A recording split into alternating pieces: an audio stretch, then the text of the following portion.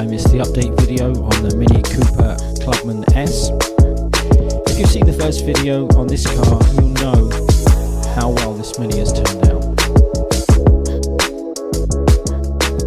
I bought this as a Cat N registered due to engine flood damage, but after doing all my usual checks, servicing and driving the car for a while now, the engine is still great.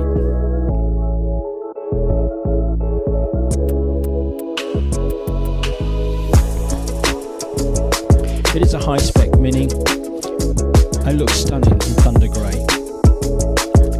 As mentioned before, it's the 2-litre petrol with the 8-speed auto gearbox.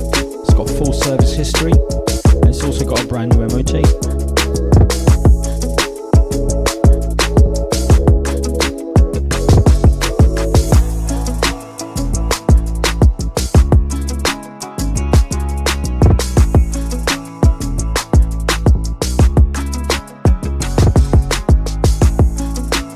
I will leave all the spec for the car in the description below.